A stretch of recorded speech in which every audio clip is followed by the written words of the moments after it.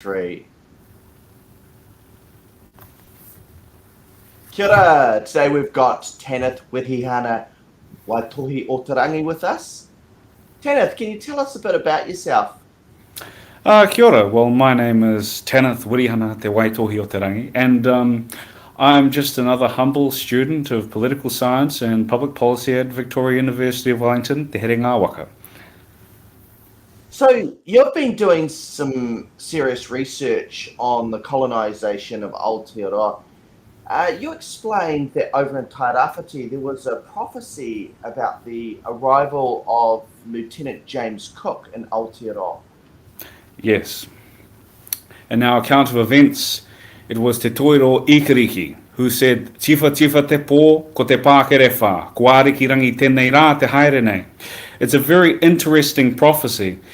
The reason why we knew it was 3 years before was the fact that we were keeping track of the lunar months, and these things were still remembered long after the fact. So it was done in the month of Te Mātahi o Te Tau 3 years beforehand, and the prophecy itself is very interesting. Tifa tifa te pō, dark, dark as the night, or gloomily dark as the night.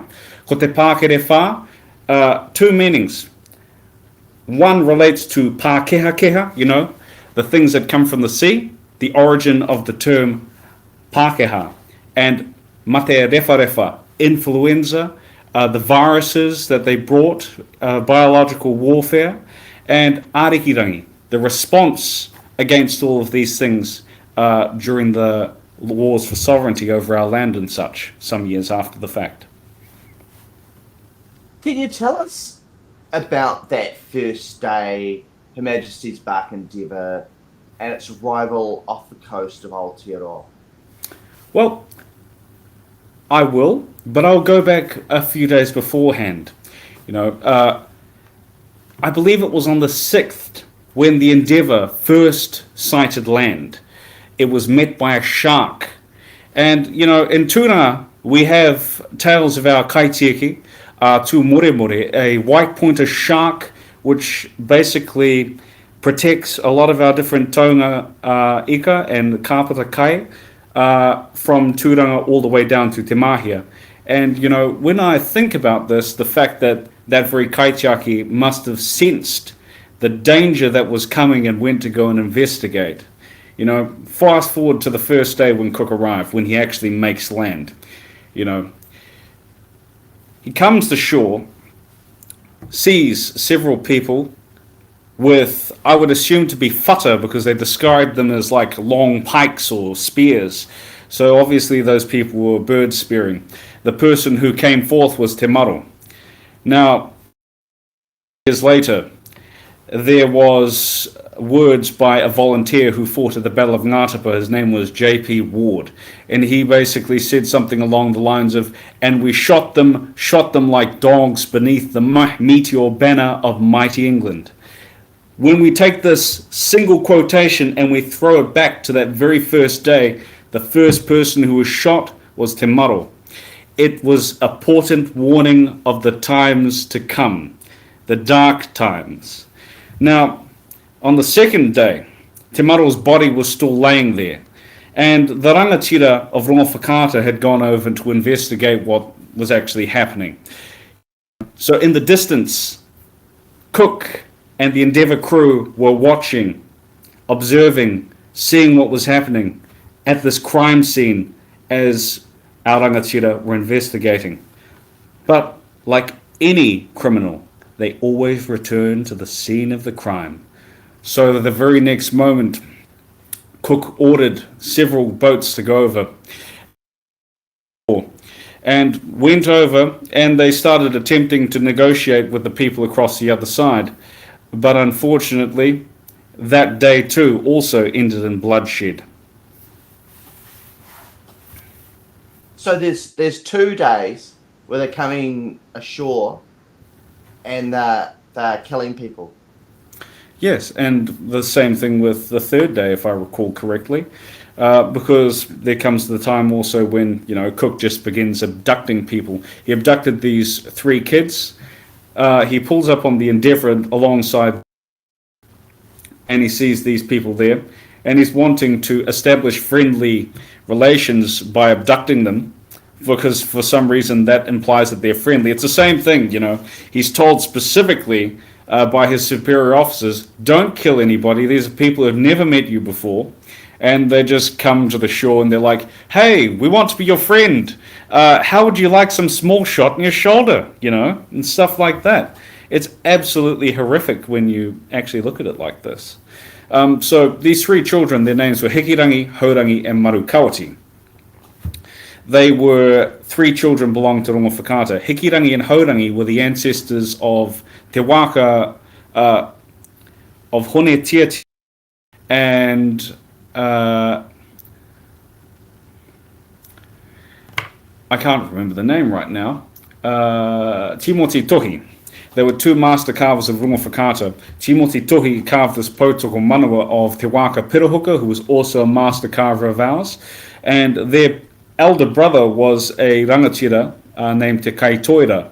Their parent was Te Horoe Te Rangi. Te Kaitoira and Te Horoe Te Rangi are present within our house, Te Hauki Tūranga, as the Poutorongo and the Poutaku of our whare.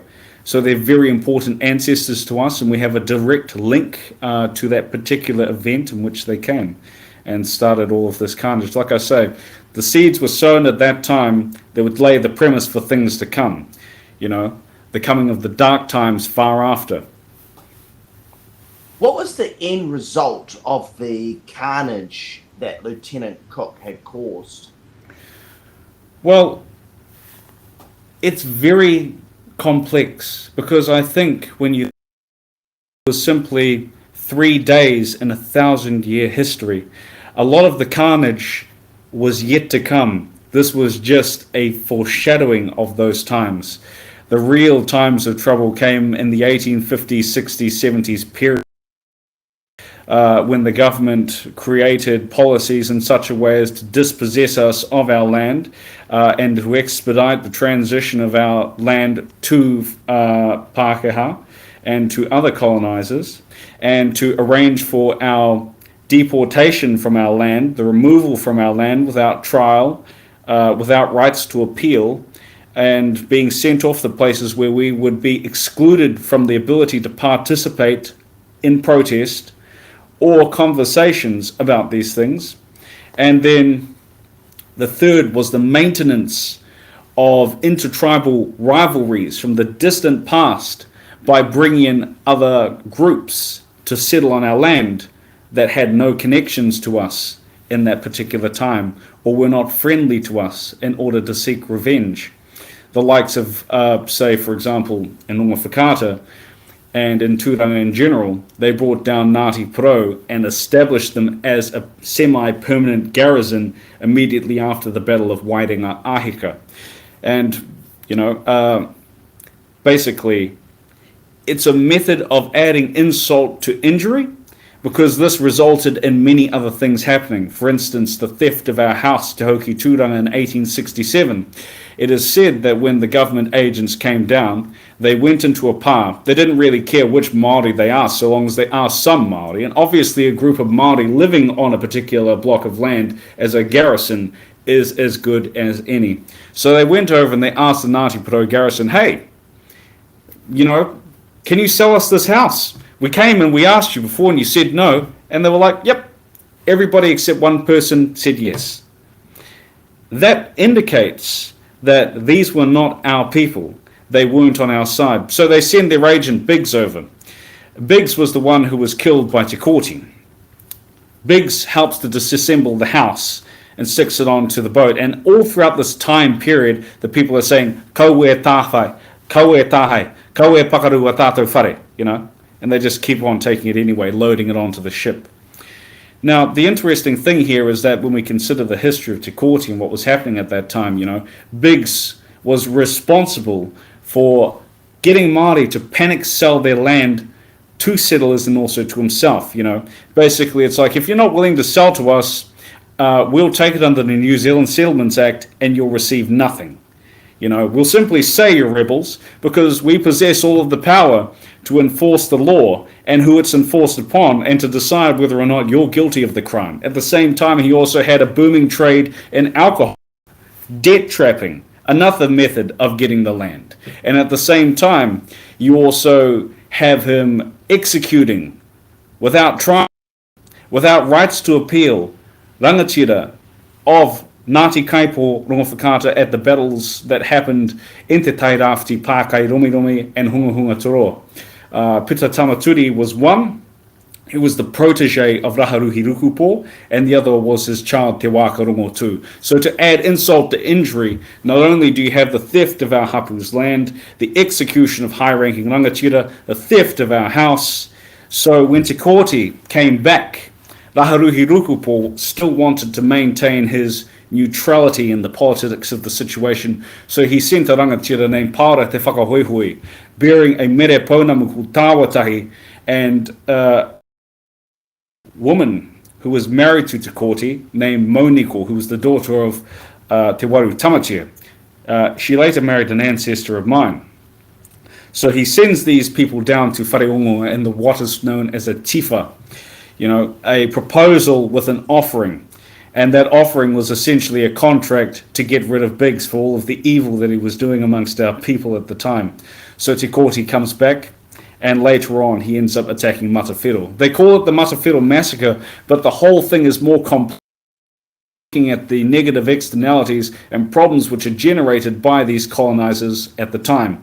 And this provided the premise for what would come next, and that was the Battle of Ngatapa and Makeretu. We have the Magna Carta, and the Magna Carta speaks specifically about, rights, the freedom from arbitrary detainment, arbitrary searching, rights to trials. We have the Bill of Rights where it talks about the actual establishment of the law under the Crown. And we have the Treaty of Waitangi, which talks about how these different rights are enacted. Quite often, Te Kooti is taken, in the context of the Waitangi context as committing acts on behalf of Māori, when in fact many of these things are hapu related.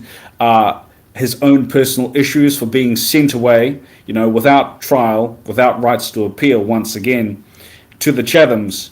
And essentially, there was no law that enabled them to do that.